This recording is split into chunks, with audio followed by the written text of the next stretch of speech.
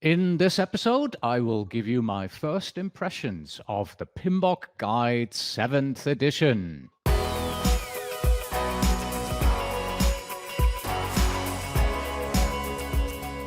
Hello and welcome back to the Project Management Podcast at pm-podcast.com.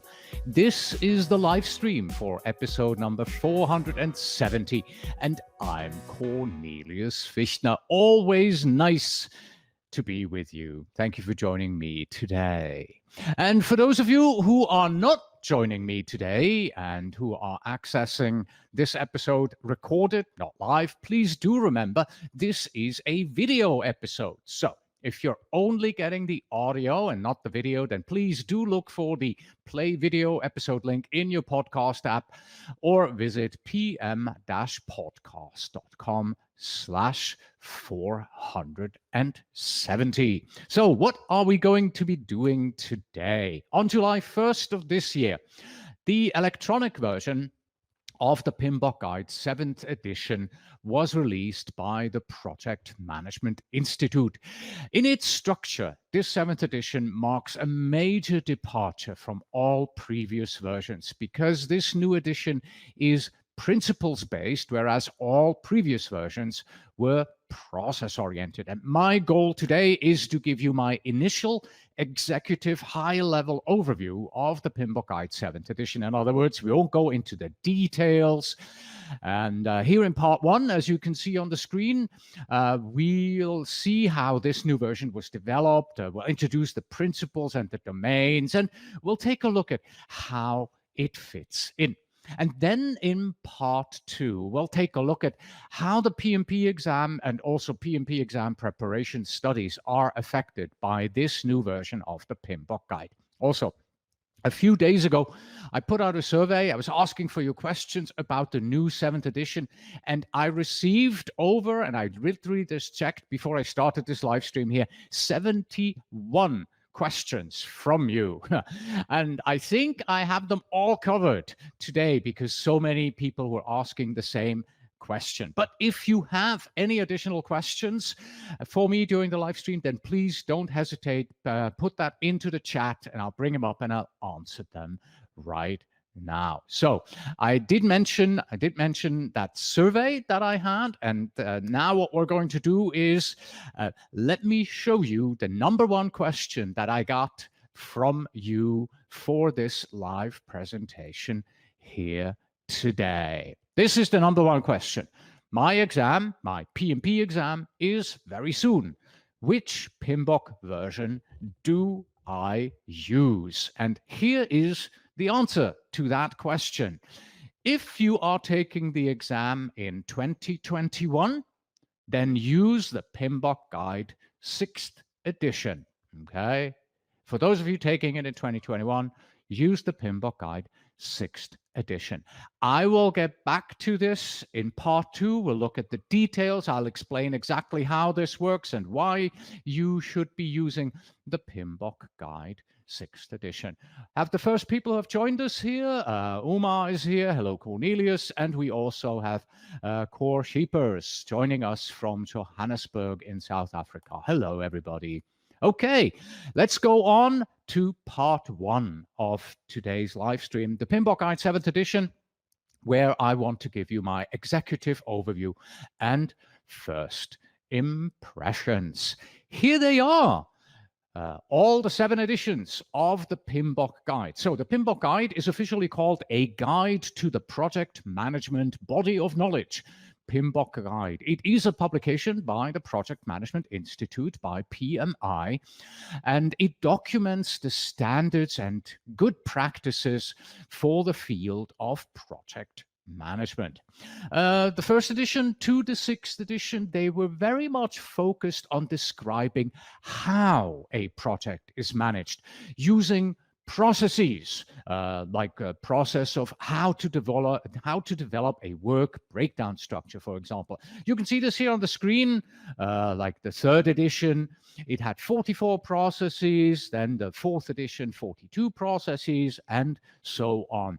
But the big break comes this year with the PMBOK Guide 7th edition, because PMI is going away from this process focus, and instead we are now discussing the how a process, how a project should be done. We're not discussing that any longer. We are discussing the what, the principles. You can see this at the bottom right there, where you can see the 7th edition now has 12 principles and 8 performance domains, is what they call them. There are no more any processes described in the PMBOK guide. Okay. So let's go on. Let's talk about this. So we're going from the processes to the principles, but we're also going from the how to the what. Okay. So the what is now what PMBOK Guide 7 describes. It is a higher level executive overview of what you're supposed to be doing in project management, the principles that underlie your actions in project management as you're executing your projects. Whereas in PMBOK 654321, PMI Standards Plus, Prince 2, Scrum, Agile, the ISO standards, the old ANSI standards, pick up any project management methodology, right? That's where they go. So they go on the second level there under the how do we do project management. Okay, let's jump in and take a look at what this looks like in comparison here, the how to the what. What you see here is taken from the PMBOK Guide 7th edition. Many of these graphics that you see are from the 7th edition. And what you see here is on the left-hand side, you see a rundown of the PMBOK Guide 6th edition. That's the orange block. And on the right side, the purple block, that is the 7th edition. Now, what many people don't actually realize is the PMBOK Guide, since I believe the 4th edition, consisted of 2 documents. It consisted of the PMBOK Guide itself and also the ANSI standard for project management. Okay, and this is what you see here on the left-hand side. The top slightly salmon, is that what that color would be? With the background there, that's the PMBOK Guide, and the white block underneath that is the standard for project management. Now, in the PMBOK Guide 7th edition, they flipped this around. At the top, the white block on the right-hand side, that is the ANSI standard for project management, and this is where PMI introduces the 12 project management principles. Okay, and then below that you can see this slightly purple, light purple block right there. This is the actual guide to the project management body of knowledge. So that is the PMBOK Guide, in which PMI now introduces us to 8 project performance domains. And then at the very bottom you see 2 arrows pointing to the very bottom there. That's where PMI is now introducing PMI Standards Plus. This is the digital content platform. The idea behind this is that the PMBOK Guide no longer includes all the detailed information about, for example, what goes into a project charter. That information used to be in PMBOK 1 to 6, but PMBOK 7, because it is now a very high-level executive overview of project management, that information is no longer in the PMBOK Guide. It doesn't mean it's no longer valid or true. So PMI had to figure out a way of, well, where do we put this? Okay, they put it online. So they've taken all the detailed information about the how for project management. So how do you create a charter? How do you create a work breakdown structure? What is included in a charter? All of that information is now on PMI Standards Plus. I believe PMI Standards Plus is free to all members at this time. Okay. All right, I'm starting to get questions already about how does this impact the simulator? What about the PMP exam? As I said early on, in part 1, we're looking at the PMBOK guide, and in part 2, we're going to jump into the PMP exam. So take some, give it some time. We'll get there eventually. Okay, so let's zoom in onto the right-hand side here. Onto the right block there. And as you can see, those 2 blocks, the white block at the top, that is part 1 of the PMBOK guide. This is the ANSI standard, okay? The ANSI standard of project management, or for project management rather. And this is where PMI introduces those principles. And then at the bottom, you see the actual PMBOK guide. That's kind of where PMI goes in and says, okay, let us translate these principles and show you, you know, what that means on real live projects.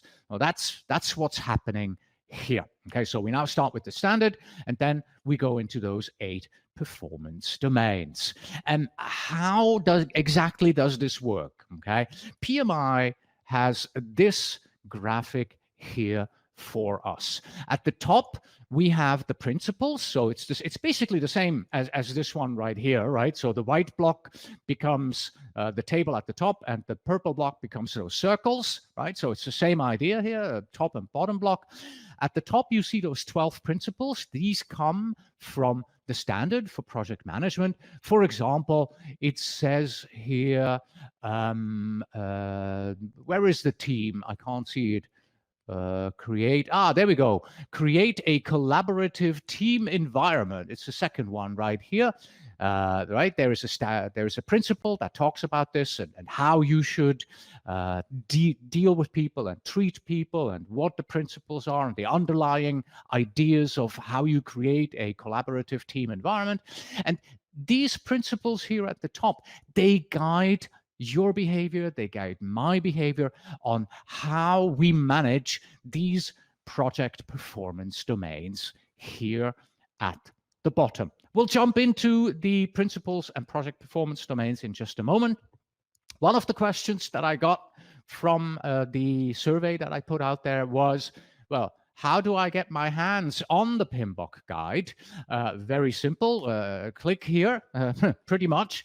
Go to pmprepcast.com/PMBOK, and that will take you to Amazon, where you can purchase the digital version at the moment of the PMBOK guide. Or if you are a member of PMI, then simply go to pmi.org, log into your account, go to the standards section, and in the standards section, you will see a download option for the PMBOK guide.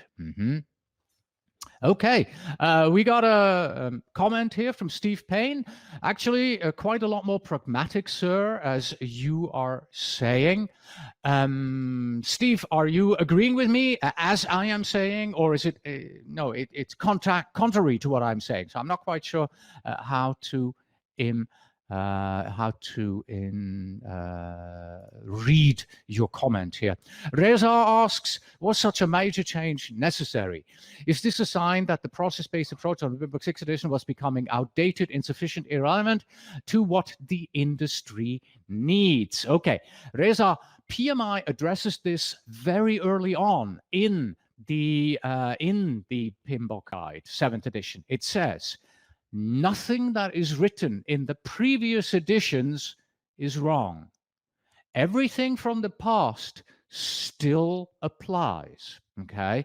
We still need the processes. We still need the knowledge areas. We still need the process groups, because that's how we manage a project. But PMI is going away from describing the how in the PMBOK guide to the what in the PMBOK guide. So the principles, the performance domains, they describe the what of project management. And then in other places, in PMI Standards Plus, in methodologies like Scrum, Agile, that's where the how is described. So PMI is taking the PMBOK guide and putting it into the executive level at the top, and having it up there. Steve, thank you very much. Agree. Wonderful. Thank you. Appreciate it. Okay. Now then, let us move on. So this is where you download it, pmprepcast.com/PMBOK. That will take you to Amazon, where you can download. Oh, by the way, all my Amazon links that I provide, no affiliate links. So I do not get any commission if you click on that link. I don't do that. There's no personal gain for me if you click on that link, just to be absolutely clear.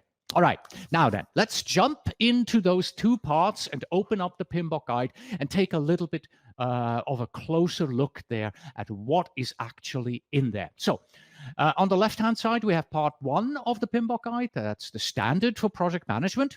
And on the right, we have the actual PMBOK guide that kind of translates what the standard means, how you apply that on your project. The standard consists of two areas, two subsections. First, there is the system for value delivery, and then there are the 12 principles. And that's what we want to look at right now. You may be wondering to yourself or asking yourself, what do they mean by a system for value delivery? Quite simple. Take a look at how your organization is organized. Right? How is your company organized? How do you do projects, right? Remember, a project delivers something. In the past, we always talked about deliverables, outputs, outcomes, right? Those were the words that we used in regards to a project. How are you organized? Do you just do projects, individual projects? Do you maybe have programs? Do you have portfolios? How is that structured, the way you do and run and manage your projects? That's basically what PMI talks about when they say a system for value delivery, right? What is the system that your organization has created in order to run their projects and deliver their projects? Because now, at the end, we have an outcome, we have a result, we have an output, a deliverable from the project. Don't stop your thinking there. Take the next step, is what PMI is saying. What's the value that you are creating, right? What exactly is the value at the end that we have, the customer has? Is it financial? Is it an improvement of some sort? What is the value that your project provides? And this is where the system comes in. Pretty straightforward, actually, this whole idea. And this, again, from the PMBOK Guide 7th edition, a graphic. This is a sample system for value delivery where you have everything. Right. So on the let's start from the right here. So on the right hand, we have the various projects here that are managed individually. We have portfolios, we have programs. So all of this here is part of your value delivery system. And do note that at the bottom, we have operations. Okay. So we do include operations in the system for value delivery. A project is just one of many components of a system for value delivery. Okay, although personally speaking, I think it's the most important one, because after all, without the project, no project, no outcome, no value. That's pretty much what it boils down to. And how you set the whole thing up around it, that is your system of how you deliver the value that comes out of doing all your projects. Okay, so that is this section here of the standard. And then let's take a little bit of a closer look of these 12 principles. Again, the 12 principles, they come from the standard for project management. Number 1 is be a diligent, respectful, and caring steward. This basically means, you have to do the right thing. You have to make sure that you're not wasting your company's money, right? To boil it down to a little bit. Then number 2, you want to create a collaborative project team environment, because the more collaborative the team is, the more, coherent the team is, the better your environment is, the better your project team will function. Then you want to effectively engage with stakeholders. And I think the important word here is engage. You don't just want to, manage your stakeholders. You want to engage with them. You want to talk to them, or you want to understand what are your motivations? How can I make this project a success for you? Then you want to focus on value. And that brings us back to the system for value delivery there. What is the value that my project actually is going to deliver? Okay. You want to recognize, evaluate, and respond to system interactions. Now, this is something that even we had this in PMBOK 5 and 6, where they talked about the fact that, those processes, they seem so individual and so, so distinctly separate, where in truth, they're all over the place. They're like this, completely intertwined, right? So PMI makes a point here with this principle to say, make sure that you understand these interactions and that you can respond to them appropriately. Principle number 6, demonstrate leadership behaviors. Of course, we've been talking a lot about going from project manager to project leader, okay? And this is a major step here by adding this principle into the list of 12. Going on to the next 6, tailor based on context. We'll get back to tailoring in a little bit when we talk about the PMBOK guide itself. You want to build quality into processes and deliverables. I mean, this is an old adage, right? Do it right the first time. So if you build quality into what you're doing things and how you're doing things as part of the project, you will have a quality output, right? So we're keeping that. Navigate complexity. You really have to understand how your project works and where the complexities are and how to best navigate them and make sure that the outcome in the end meets the need of the customer. Optimize risk responses is also in here. And, I ask myself, why do we talk about the risk responses here? And then I remember the conversation that I had with Dr. David Hilson, the risk doctor. And he said, whenever people talk about risk, they talk about, looking at the risk, creating a list of the risks and then doing something and then, they don't. When actually a risk occurs, nothing happens. People focus too much on the administration of the risk and less on the responding to the risk. So putting this here as one of the 12 main principles and saying, you have to optimize your risk responses, that puts a major focus on the thing that we have seriously forgotten in the past. Number 11 is embrace adaptability and resiliency. This is a nod to Agile, where PMI really says, you have to be adaptable. You have to be resilient. If something breaks, you have to be able to really bounce back quickly, build fast and fail fast and then fix it and keep doing it. That's kind of the underlying idea behind this. And then lastly, if you remember, 2 episodes ago, we had Tim Creasy on the program. We talked about change management, and this is what this 12th principle talks about: enable change to achieve the envisioned future state. And I have to admit, this is one of the things that I, in my project, usually haven't really worried too much about. Well, at the end, we have to implement this, right? There's change, and how will people react, the people who are affected by this change? You really never take that step. And by putting this at the very top of our thinking, hopefully implementing the changes is going to be more looked at in the future. All right, so these are the 12 principles here from a very high level. Okay, I see more questions coming in here regarding training, exam prep products, simulators, and things like that. Again, we're in part 1 right now of our review here, and we'll take a look at that later on. All right, so we've looked at the left-hand side. We looked at the system for value delivery and the 12 principles. And now that was part of the standard for project management. Now let's go on to the right-hand side here, the PMBOK guide itself. Okay, so the PMBOK guide is only a section within the whole document, and it consists of project performance domains, tailoring, models, methods, and artifacts. And I don't think that we're actually going to jump into models, methods, and artifacts in my presentation here today, because it's just a high-level overview of some things that you could use. So PMI acknowledges, we have to talk about it, but we don't really want to talk about it because we want to stay very high level. So they really don't dig deep into these methods, artifacts, models there on the right-hand side. Okay, So let's take a look at the 8 performance domains. So what is a performance domain? So a performance domain, PMI says, is a group of related activities that are critical for the effective delivery of project outcomes. Let me repeat that. I'm actually reading it, as you can pretty much tell.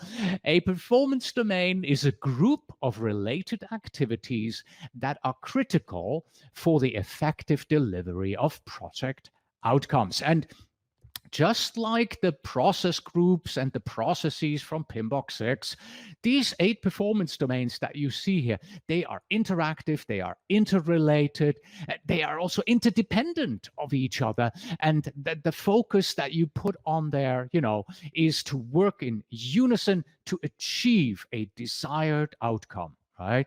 So if you follow the 12 principles, if you apply these 8, or if you work on these 8 performance domains, you should have the desired project outcome at the end of your project. Okay.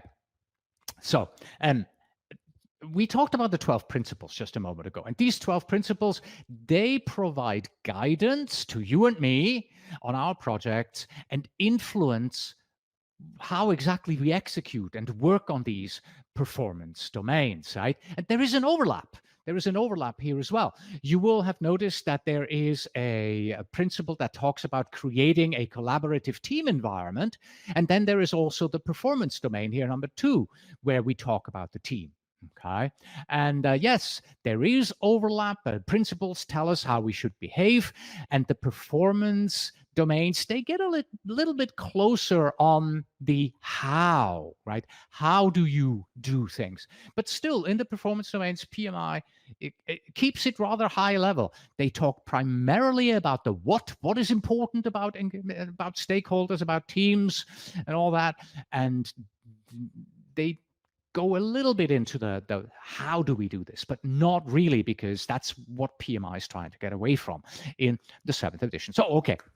And 8 performance domains: stakeholders, team, the development approach, a life cycle performance here, planning, project work, delivery, measurement, and uncertainty. If you look at these, right, you can see this is really nothing new, right? If you compare this to your understanding from what we had in the PMBOK Guide 5th, 6th, 4th edition, all of this is taking the work that we do as project managers and putting it into these 8 buckets of what we now call the performance domains in the PMBOK Guide. All right. So from a very high level perspective, what I really like about each of these performance domains is this graphic here. At the beginning of each of the graphics, at the beginning of each of the domains, there is this graphic here that on the left-hand side gives you a sentence that talks about, yeah, what is this all about? Right? The team performance domain addresses activities and functions associated with the people who are responsible for choosing product deliverables that realize business outcomes and in the end deliver value, right? And then on the right-hand side, and I think this is where it gets down to the more important bit, why should we do the team performance domains? And it explains, here is the desired outcomes at the end of doing this right.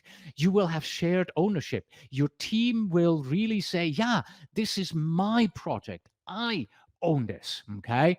You will have a high-performing team if you really focus on the team performance domain here. And a high-performing team does things more quickly, they work together well, your outcomes are of a high quality. So this is really a core, right? That the people who are on your project work together well. And if you, let's see, applicable leadership and other interpersonal skills demonstrated by all team members. Again, this is a nod to Agile, I would say, where we talk about generalizing specialists and self-forming teams, self-organizing teams, excuse me, that do what needs to be done on their own without having really to have somebody who is in front and leading them. So the team leads itself. Okay, so much for the high-level overview of the team performance domains. Okay. Now, the next part of the PMBOK guide talks about tailoring. Okay, and here PMI says, well, there are many things that you can tailor on a project. In particular, you can tailor the life cycle and the development approach, and we'll get to take a look at that in just a moment. And you also get to tailor the processes, how you engage with people. Remember, one of the things we do is we engage with our stakeholders, but not every stakeholder needs to be engaged with the same way. So you have to really know your stakeholders. You have to engage your stakeholders appropriately. You have to tailor your tools, right? Maybe you use a WBS in a certain way on project 1, but on project 2, you use it in a different way, right? So you really have to think it through and understand how to tailor your project. It becomes a major part of what we do as project managers. It's not just, yeah, I have this methodology, let's just follow it. No, I have this methodology, let's tailor it so that it fits our needs and our projects and delivers value in the end. Same with the methods and artifacts that you use on your project. Tailor them, make them work for you, not you work around them because they just don't fit into what you are doing. Okay, so now a question that I have is this. This is one of the questions that came in the survey that I did. Will PMI expect practitioners to reference both the 7th and the 6th edition of the PMBOK in their jobs, or do they plan to publish a new companion to the 7th edition with all the processes? So let me answer the second question here first. There are no processes in the 7th edition. So PMI does not plan on publishing a companion that explains this. This is what we'll find in PMI Standards Plus. If you've done an agile project, you can still use PMBOK Guide 7th edition and use, for example, you can use Scrum as the development method that you use, or you use Crystal, or whatever it is that your company uses in regards to the development method, in regards to the processes, to the how of executing your project. Now, the first one, are you expected to reference both? Well, here is what PMI expects you to do. PMI expects you to tailor the life cycle, okay, and the development approach to your organization's needs and project's needs. Okay, so it doesn't expect you to do everything as it's said in the PMBOK Guide 7th edition. It expects you to tailor it to your needs. Let's take a look at that from the perspective of the development approach. Okay, so here again, a graphic from the PMBOK Guide 7th edition, where they talk about how to tailor things. Okay, so on the left-hand side, you select an individual development approach. I mean, that's what we all do, right? You say, okay, this is an agile project. Well, let's do Scrum, or let's do Scrumban, or let's do Kanban, or let's do a hybrid, or whatever it may be. Okay, and then it says tailor it for your organization. Okay, and at this point, you have to look at your organization. You have to understand how the organization wants things done, and then you appropriately tailor the development approach to your organization. Step 3, the third box there, tailor for your project. When you come into this step, you now have a development approach that is tailored for your organization. Well, that's all well and good, but it doesn't really work perfectly for this project here. So I have to adjust this to make it fit for my project. And then 2 weeks later, you realize, oh my God, yeah, this doesn't work, that doesn't work. We have to inspect, we have to adapt, we have to tailor. So you don't just take a development approach and you follow it blindly. No, you have to tailor it so that it meets your needs on the project and in the organization. Okay, so that's it really for the PMBOK guide, high-level overview. Let me close with this question here. Okay, tell you the truth, when I saw this question coming in, this was the first question that anybody submitted in the survey. This is from Usman, who submitted this. When I saw this, I'm like, this guy gets it, because this was exactly the thing that I had wondered and worried about from the very first moment when PMI explained how the PMBOK Guide 7th edition was going to be different than the 1st to the 5th edition previously. Let's take a look at this. So this has always been my kind of fear. Do you think that the 6th edition was more equipped in making a person do practical hands-on stuff at a workplace than the 7th edition? Quick answer, yes, I do. Okay, so hands-on stuff, yes. The 6th edition enables a person to visualize where to start his stuff at the workplace, because honestly speaking, companies still ask a new or experienced product manager to develop cost, schedule, scope, and stuff, rather than principles that are mentioned in the 7th edition. Now, this has always been my fear. If they go away from explaining how do we do things, as we have seen so far in 4, 5, 6th edition of the PMBOK Guide, and we're now going to this strategic area as we are in the 7th edition, where we talk about principles and performance domains and what you're supposed to be thinking about, and not really explaining how it's done. Is this going to be a problem? And I think it may be. Right? Let me show you what the trouble is that we have. What I can see are these 5 areas here that are all going in a completely different direction.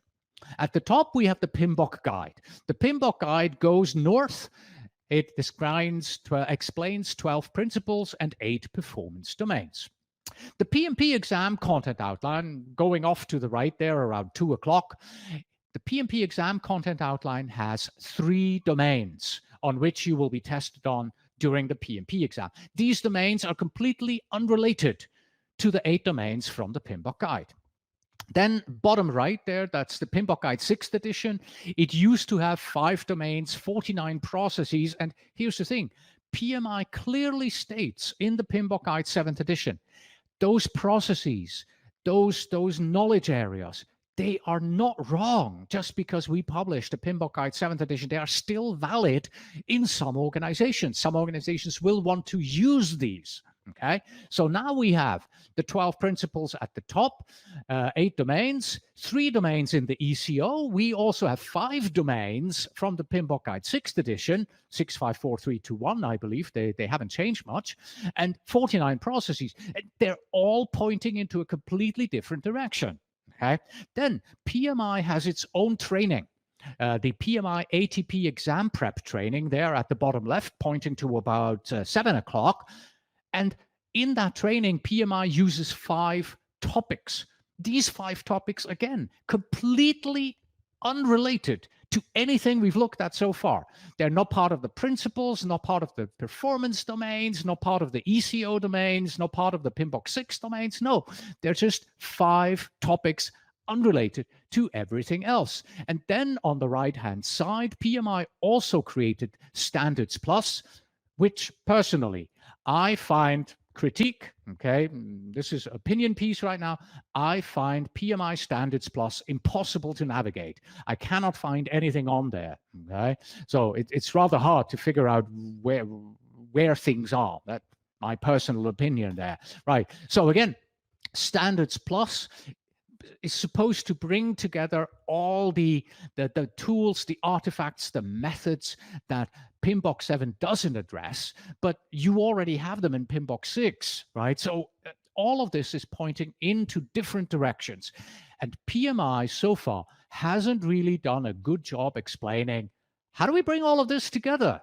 Right? In my personal opinion, there is no way to unify these 5 arrows because they point into completely different directions. Okay? All right. And that's it for part 1 of my presentation, where we look at the PMBOK Guide 7th edition. Now, let's move on to part 2. This has been on everybody's mind. Like I said, I did a survey. I had 70 plus questions, and over 50%, over 75% of the questions were about how does the PMBOK Guide 7th affect the PMP exam? How does the 7th edition affect my personal PMP exam prep? Okay, so here is the most important statement for you to understand in this regard. The PMP exam is not a test of the PMBOK Guide. Let me repeat that. The PMP exam is not a test of the PMBOK Guide. So what is it then? Instead, the PMP exam has its questions based on the exam content outline, the ECO.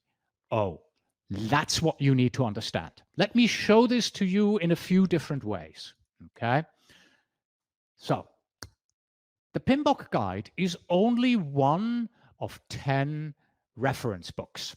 Okay. Oh, there is an error on this slide. Oh, we'll get to it. Okay. So on the left-hand side, we have the PMP exam that is based on the exam content outline. The exam content outline is the syllabus of the PMP exam, the user manual, if you wish. Okay. That this user manual, the exam content outline, describes what is the PMP exam like. Oh, it has 180 questions. It contains 50% agile. It has 3 domains. So everything is explained in the exam content outline. And the exam questions are developed based on this user manual. The exam content outline describes what can be part of those questions. And then on the right-hand side, you have 10 reference books. The PMBOK Guide is only one of them. So this is where the error comes in. It's actually plus 9 others and not plus 10. So it's 10 reference books in total. So it's the PMBOK Guide plus 9 other books. Okay. Let me show you this view here, slightly different. Okay. Same idea, but we're looking at it from the perspective of topics. Okay. What can be part of the PMP exam? We're talking about questions, but how do these topics then become questions? Okay. And well, who then says which of the answers is correct? That's where the references come in. Okay, so when it comes to the topics, that's the exam content outline. The exam content outline describes all the topics. They call them tasks that can be on the PMP exam. Okay, so this describes what PMI can ask you about. Now, PMI takes this information from the exam content outline and develops questions. Okay, so it develops a question and 4 answer choices. Okay, so for example, the exam content outline talks about teams, and you have to manage a team and lead a team. So PMI will develop questions about managing and leading teams that are going to be on your PMP exam. And everything up to this point is based on the exam content outline. So it's developed outside of the PMBOK Guide. The PMBOK Guide is completely irrelevant until this very moment. Now comes the question, well, yeah, which of these 4 answers is correct? PMI says, oh, C is correct. Yeah, why? Why is C correct? How can you prove to me that C is correct? Well, this is where the reference books come in. Right? PMI now opens up its 10 reference books and says, well, in book 1 and book 7 on page 100 and 172, this is why answer C is correct. So there are 10 reference books out there, and the PMBOK Guide is only one of those 10 reference books. It's an important one, but you know, nobody ever asks if one of the other 10 books changes. Is the PMP exam changing because of that? Everybody always says, well, the PMBOK Guide is changing. Oh my God, is the PMP exam changing? But if any of the other 9 books change, nobody says the same thing. It's just, oh, it's just a new edition of the book. And it's exactly the same thing with the PMBOK Guide 7th edition. And this is something, the mindset that we have to change. Just because the PMBOK Guide isn't available in a new version, the PMBOK Guide doesn't affect the PMP exam in such a way, right? As you can see here, if the exam content outline changes on the left, now the PMP exam changes, right? Just because the reference book changes, it doesn't affect the PMP exam in such a big way. Okay, now with that out of the way, and now you understand that the PMP exam does not test you on the PMBOK Guide, it's just a reference book. Here is an important question that I get asked a lot of time, and this is this one right here. Does your training material incorporate the PMBOK Guide 7th edition? Okay, and my answer to this is clearly here. Our training materials, they are based on the PMP exam content outline, and they reference the PMBOK Guide 6th edition. Okay, let me go back here to this slide right here. So my training materials, so take the questions away in the middle here and replace those with my training materials. They are based on the exam content outline, which they are supposed to be. And on the right-hand side, we use exactly the same reference books, right? We say our training materials reference these 10 books. Now, if you go to the PMI website right now and you look at which are the reference books, PMI says the PMBOK Guide 6th edition is a reference book for the PMP exam. We are now waiting for PMI to make the first move. As soon as PMI says the PMBOK Guide 7th edition is a reference book, then we will go ahead and we will start updating our exam simulator at pmexamsimulator.com, and we will update our training materials at pmprepcast.com. And believe me, this is not just us. This is also Readable K's company. This is Andy Crow's company. This is PM Training, IIL. Every major training development company out there who teaches the PMP exam does exactly the same. Right now, we do nothing because the PMBOK Guide 7th edition is not a reference book for the current PMP exam. It is still the 6th edition. Okay, nobody makes any changes yet. We're looking into it, of course. What do we have to change? Where do we need to apply? What's going on? How do we fix this and all that? Yes, we're doing that, but we're not making any changes because your reference book is the PMBOK Guide 6th edition. Okay, so what is my recommendation? Here you go. If your exam is in 2021, use the exam content outline. You want to read it, you want to understand it, you need to study it because that is the user manual that explains, okay, that explains what will be on the exam. And then the 6th edition of the PMBOK Guide is what you need to read right now, and also the other reference books. And Arthur asks the all-important question here, which are those other reference books? Arthur, here is the good news. If you are using an experienced training provider, you don't have to read those reference books because that is part of the training that they deliver to you. We know what's going to be on the PMP exam. We keep track of what people say in their lessons learned. We know exactly what we need to teach you from which of these books. We bring it together into our training and we teach this to you so you have a proper PMP exam prep training without having to read those 10 books. If you really want to know, go to your favorite search engine, PMP exam list of reference books or reference list or books list, and you will find that list. And you'll see at the moment it says PMP exam is based on the 6th edition. So in 2021, use the 6th edition, and in 2022, you're going to have to probably switch over to the 7th edition. And this is where I'm not 100% sure. I didn't put this in.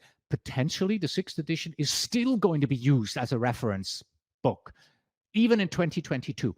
We don't know because PMI hasn't changed anything. PMI hasn't told us anything. We're still waiting for them to make the first move. Of course, Arthur, you are very welcome. Okay, now then, with all of this said, here is my recommendation of what your study materials and your study approach should be like, okay? At the bottom, you start with a PMP exam prep course, okay? And here's the good news. The current PMP exam prep courses that are out there, they are based on the current standards, on what you need to know. So you don't have to worry about, well, does this already include the PMBOK Guide 7th edition? Because you just learned it's irrelevant at this time. It's not yet part of the PMP exam. Okay, so that is your foundation. Actually, let me be honest. There's one level missing. Below this is your experience as a project manager, right? That's the foundation of it all. Without being a project manager, you can't take the PMP exam. So your foundation is your experience as a project manager. On top of that, you take the PMP exam prep course right there. And then we go one level up. The next thing you want to do is you want to study the PMP exam content outline, okay? The user manual, what's going to be on the exam? What are they going to ask me? What are all these tasks? What do I need to know and understand for the exam? Again, on top of that, you're going to read the PMBOK guide and the Agile Practice Guide, the APG, the Agile Practice Guide there. Again, this is the PMBOK Guide 6th edition that you are studying right now. And if you're wondering, where do I get the Agile Practice Guide? The Agile Practice Guide comes bundled with the PMBOK Guide 6th edition. So if you buy a print copy, you get 2 books, the Agile Practice Guide. Wait, I have it down here. Let me show this to you. Oh, reach down. There we go. This is the Agile Practice Guide. It's about finger thick. It's not as thick as the PMBOK Guide 6th edition. You want to study that as well. It comes together with the PMBOK Guide 6th edition. Then you also want to read the Agile Manifesto as well as the Scrum Guide. They will, be complementary to the Agile Practice Guide. Remember, 50% of the exam is now on Agile. So the PMBOK Guide and the exam prep course, they will give you a good introduction to plan-driven project management. And hopefully the exam prep course will also include Agile for you. And then Agile Practice Guide, Manifesto, and Scrum Guide, they will really give you, the skinny of what you need to know for Agile. And then on top of all of that, this is all your theoretical know-how. How do you know whether or not you have understood all of this? By a 2021 exam simulator, okay? And buy a simulator that uses the 6th edition as a reference book, because that is currently what you are supposed to do. Amresh asks, how does PMA ensure that a PMP certified person is up to date since he's just earned 60 PDUs every 3 years? That's exactly how we do it, Amresh. These 60 PDUs is not just 60 PDUs. That is 60 hours of learning, okay? So if you spend 20 hours of learning about new trends and new project management principles every year, that adds up to 60 in 3 years, well, you're up to date. That's what PMI hopes you are doing when you are earning your PDUs. Okay. All right, so these are the things. Ananya Dutta asks, what is the manifesto and the Scrum Guide? The Agile Manifesto is actually, that was the start of everything Agile. It's very simple. It has a very short read, about 2 minutes. Not 2 minutes, about 5 minutes a total read, and then you've seen it. And the Scrum Guide, that is the guide that describes Scrum. It's kind of like the handbook to how do you do Scrum projects. It's out there. Okay, and now let me give this to you as a bulleted list, and then we're very close to done here. My take action for you is this. Start by looking for a reputable source and experience as you are preparing for your PMP exam. Then you want to take a 35-hour course. That's a minimum, by the way, for PMP exam prep course. Let me tell you that my course is actually over 60 hours long. That's because it's impossible to put everything you need to know for the PMP exam into 35 hours. It's just not enough time. There is so much that you need to know for the PMP exam that 35 hours is just the minimum. Expect, after you've taken the course, to complement this with about 3 to 5 weeks of self-study, going through those additional references that you want to read. We also have the PM Study Coach guidebook now that we offer. And these guidebooks, they're sort of your weekly plan, right? So week by week, we tell you, here's what you need to study, here's what you need to watch, here's where you need to go, here's additional reading for you. So these guidebooks are quite helpful if you are doing self-study and you don't quite know what to do. And then once again, my most important recommendation, please do use an exam simulator. Every reputable training company out there offers a simulator. Get the one that meets your budget. Get the one that meets your needs in regards to an exam simulator. But do get one, please. And then, the last bullet, it sounds a little bit simplistic just to say take and pass your exam. But frankly, I do believe you can do this. If you follow this advice, you do all your studies, you put your heart into it, and you really focus and study hard, then taking the exam is really just the closing of all that process that you are going. Okay. Rahid wants to know, how does it affect me as a 2017 PMP? It doesn't affect you at all, Rahid. Your PMP exam simply had the PMBOK Guide 5th edition as its reference books, and now the PMP exam has the 7th edition, or the 6th currently. Next year it'll have the 7th as its reference book. For you, it simply means, if you want to update yourself, read the PMBOK Guide 7th edition. That's pretty much it here. All right. I am close to done. Reza says, this was a great presentation. Thank you, Reza. The situation is somewhat confusing, as you acknowledged, with the 5 diverging arrows. Yes, I agree. But this presentation helped clarify it. Thank you. Appreciate it. Thank you very much, Reza. And with that comment from Reza, it is time for me to log off here. Okay. All right. So, come on. Next slide, please. All right. So, please visit pmpodcast.com for show notes, transcripts, and PDU information. Our email address is info@pm-podcast.com. And now, finally, we have this. This is actor Sean Bean from, you probably know it, he portrays Boromir in The Lord of the Rings in this meme here. And he says, one does not simply implement the PMBOK guide. Thank you again for joining me today, and until next time.